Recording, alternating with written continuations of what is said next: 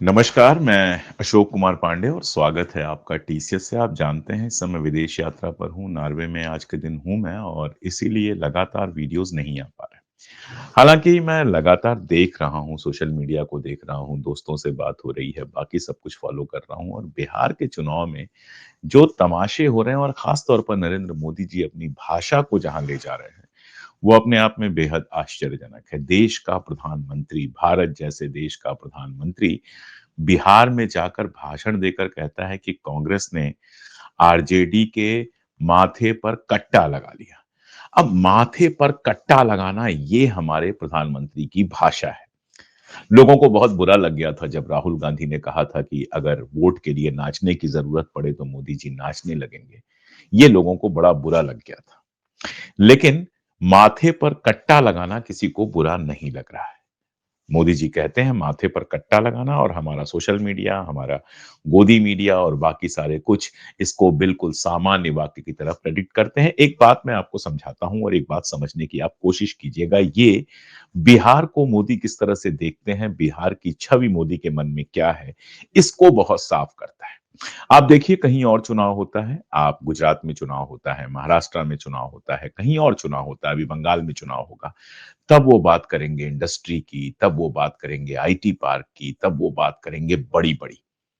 तब वो जनता को कुछ देने की बात करेंगे, तब वो बात करेंगे विकास की। लेकिन बिहार की छवि मोदी जी के मन में ये है कि यहाँ तो घर-घर में कट्टा चलता है, यहाँ तो अपराध है। तो बिहार में कुछ देने की बात नहीं करेंगे, देने की बात होगी तो बस वही जिसको आप कहते हैं रेवड़ी-रेवड़ी जैसा कुछ देने की वो बात कर देंगे। ₹10,000 डाल दिए, हालाँकि वो भी बहुत मज़ेदार था, उस पर भी बात कर लेनी चाहिए।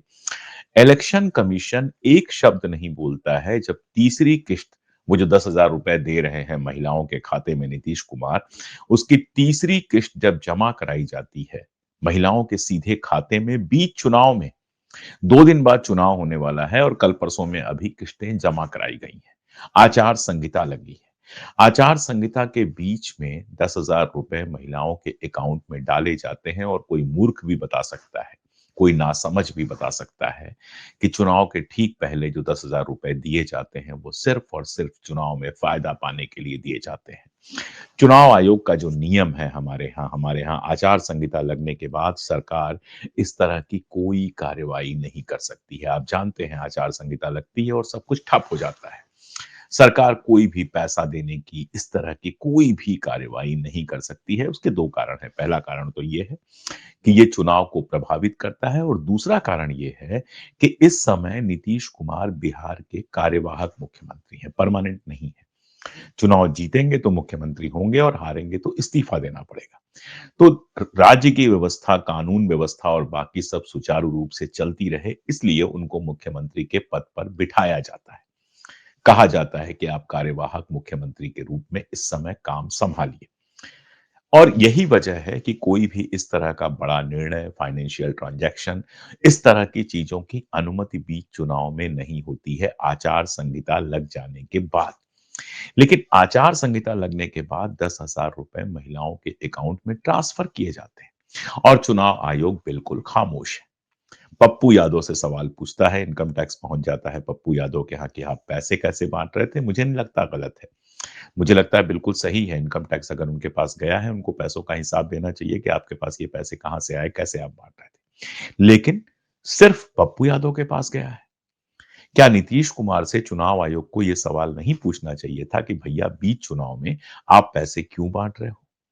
सच तो ये है कि अगर ढंग का इलेक्शन कमीशन होता, तो पहले तो पैसे बाँटने की हिम्मत ही नहीं होती और अगर उसके बावजूद सरकार हिमाकत करती पैसे बाँटने की, तो नीतीश कुमार जी का चुनाव निरस्त किया जा सकता था। इतने कठोर नियम हैं हमारे यहाँ।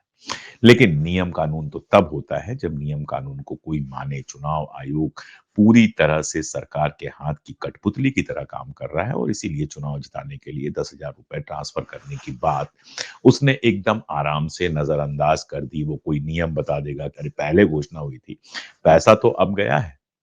चुनाव के बाद पैसा चला जाता तो क्या हो जाता?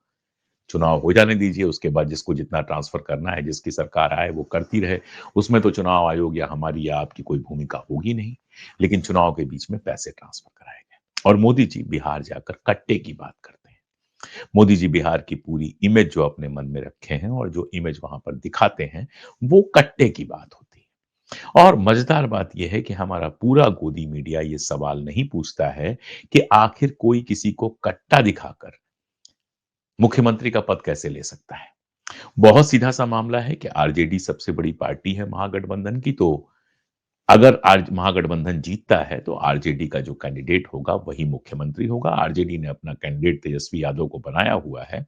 तो अगर महागठबंधन जीतता है, मैं यहाँ बैठकर घोषणा नहीं कर रहा हूँ, कौन जीत रहा है, कौन हारा है। वैसे भी मेरे दर्शक जानते हैं कि मैं जीत-हार की घोषणाएँ नहीं करता हूँ। लेकिन अगर महागठबंधन जीतता है, तो उसका मुख्यमंत्री होगा। ये तो कोई ऐसी चीज़ है ही नहीं, जिस पर कोई बहस हो। हम लोग के भी सवाल यही थे कि आखिर कांग्रेस ने इतनी देर क्यों की? लेकिन ठीक है, गठबंधन में होता है, 4 सीट हमको और दे दीजिए, 4 सीट कम कर दीजिए, वो सब चलता रहता है, वो हर गठबंधन में होता है। वो एनडीए के गठबंधन में भी हुआ और इनके गठबंधन में भी हुआ, होना ही था। लेकिन प्रधानमंत्री अपने गठबंधन के अंदर नहीं कहते हैं कि आखिर कौन-सा कट्टा लगाकर रामविलास पासवान के जो सुपुत्र हैं चिराग पासवान जी, उन्होंने इतनी सीटें ले ली। वो ये भी नहीं पूछते हैं कि कट्टा लगाकर या क्या लगाकर जेडीयू से कितनी सीटें आपने ले ली। वो अपने से सवाल नहीं पूछते हैं, सामने वाले से सवाल पूछते हैं और भाषा ऐसी अपनाते हैं, जो बिल्कुल अपमानजनक है। दरअसल वो ऐसी बात करके राहुल गांधी या तेजस्वी यादव का अपमान नहीं कर रहे थे, वो बिहार का अपमान कर रहे थे। बिहार में अभी जो घटना हुई, जो आपने देखा कि अनंत सिंह को गिरफ्तार किया गया। कल अचानक यहाँ पर हमारे जो मित्र हैं, जिनके यहाँ मैं रुका हुआ हूँ, उन्होंने इंडिया का एक चैनल लगा दिया, आज तक लगा दिया और उसमें अनंत सिंह की अनंत कथाएँ चल रही थी। आपने देखा कि चाहे वो यूट्यूब मीडिया हो, चाहे गोदी मीडिया हो, अनंत सिंह से लगातार इंटरव्यू, सब जानते हैं कि बाहुबली तो नाम दे दिया गया है, दरअसल ये लोग अपराधी हैं। सब जानते हैं कि इन लोगों के ऊपर हत्या के आरोप हैं, जितने तरह के अपराध हो सकते हैं, उतने तरह के आरोप हैं। लेकिन कोई छोटे सरकार कह रहा है, कोई कुछ कह रहा है, कोई कुछ कह रहा है, सब लोग पहुँच गए उनका इंटरव्यू लेने के लिए। मैं आपको बता दूँ पूरी पीआर टीम उनकी काम कर रही थी, यूट्यूबर से बात किया जा रहा था, कुछ लोगों को पैसे भी दिए गए हैं और ये सारी बातचीत कराई गई है, खैर वो उनकी मर्ज़ी। लेकिन ये खबर आप देखिए, ये खबर बता रही है कि अनंत सिंह को जो एक मर्डर के मामले में अभी गिरफ्तार किया गया है, वो उनकी सहमति के बाद गिरफ्तार किया गया है। कभी आपने सुना है? किसी के ऊपर मर्डर का आरोप लगा तो पुलिस उससे पूछने जाती है कि भैया अगर आप कहिए तो आपको गिरफ्तार करूँ। अगर आप राज़ी हो तब तो आपको गिरफ्तार करूँ, अगर आप राज़ी ना हो तो मैं आपको गिरफ्तार नहीं करूँगा। कभी आपने सुना है? लेकिन बिहार में नीतीश कुमार यानी सुशासन बाबू के महान राज्य में, राम राज्य में नीतीश कुमार और भारतीय जनता पार्टी के राम राज्य में, नीतीश कुमार की पार्टी का एक उम्मीदवार जिसने पहले जिसके ऊपर आरोप है कि जनसुराज के प्रत्याशी पर हमला कराया, उसके एक समर्थक जो पहले उसके मित्र थे, उनकी हत्या करवाई, जो ओबीसी से आते हैं और अभी खबर ये आई है कि बीणा देवी जो सूरजभान सिंह की पत्नी है और उनके खिलाफ इलेक्शन लड़ रही हैं, उनके काफ़िले पर भी हमला हुआ है, वो आरजेडी से लड़ रही हैं। इस मामले में तो खैर सूरजभान सिंह भी अपराधी हैं और बहुत क्लियर अनंत सिंह भी अपराधी हैं। एक को आरजेडी चुनाव लड़ा रही है, दूसरे को चुनाव लड़ा रहे हैं नीतीश कुमार, तो दोनों में क्या फ़र्क है वो आप जानिए। कम से कम अपराध का मामला ऐसा है जिसमें मुझे लगता है कि नीतीश कुमार और लालू यादव के राज में कहीं कोई फ़र्क नहीं है। वही लोग जो लालू जी के साथ थे, वो नीतीश के साथ एडजस्ट हो गए, जो नहीं हो पाए, वो अभी भी लालू जी के साथ हैं। तो अपराध मोकामा सबसे बड़ा एग्ज़ाम्पल है कि एक तरफ अनंत सिंह, एक तरफ सूरजभान, दोनों के दोनों अपराधी। सूरजभान की पत्नी इस बार चुनाव लड़ रही हैं, पिछली बार इनकी पत्नी चुनाव लड़ी थी और पत्नी इनकी जो चुनाव लड़ती हैं, वो बेसिकली यही चुनाव लड़ते हैं, आप देखेंगे तो यही हर जगह दिखाई देंगे। तो उनकी पत्नी के काफ़िले पर कल हमला हुआ, उसके पहले एक व्यक्ति की हत्या हुई और इनकी गिरफ्तारी तब होती है जब ये सहमत दे देते हैं कि ठीक है चलो हमको गिरफ्तार कर लो, अपना ही शासन है, गिरफ्तार कर लो, जेल में रख के भी हमारा क्या होगा, वहाँ भी वही मज़े होंगे। इस पर हमारे प्रधानमंत्री कुछ नहीं बोलते। राहुल गांधी गए वहाँ पर, बेगूसराय में गए और मलाहों के बीच में गए जो मछलियाँ पकड़ने का काम करते हैं, पानी में स जो नदी होती है वो उनकी जीविका होती है, उनके बीच में गए और नाव से कूद गए और नाव से कूद के थोड़ी दूर तैरे-वैरे मछलियाँ-वछलियाँ पकड़ी जो राहुल गांधी की अपनी स्टाइल है। आम लोगों के बीच में जाना, उनके साथ बातचीत करना, उनकी समस्याओं को समझने की कोशिश करना, वो सब राहुल गांधी ने किया। अब उसके बाद गिरिराज सिंह कह रहे हैं कि वो लंगूर की तरह कूद गए। मोदी जी जब खाली भीड़ को दूर-दूर तक मैदान में कोई नहीं होता है और गमछा गोल-गोल लहरा रहे थे और कोई कह दे कि मदारी की तरह लहरा रहे थे, तो अभी सबको बुरा लग जाएगा। सबको लगेगा कि अरे यार! प्रधानमंत्री का अपमान हो गया, पूरा गोदी मीडिया सीना पीटने लगेगा, पूरा आईटी सेल सीना पीटने लगेगा। मतलब एक मंच से जिस पर तेजस्वी भी नहीं थे, राहुल भी नहीं थे, वहाँ किसी ने गाली दे दी तो कई दिन तक तमाशा चला। कांग्रेस के दफ्तर पर हमला हो गया, क्या-क्या हो गया।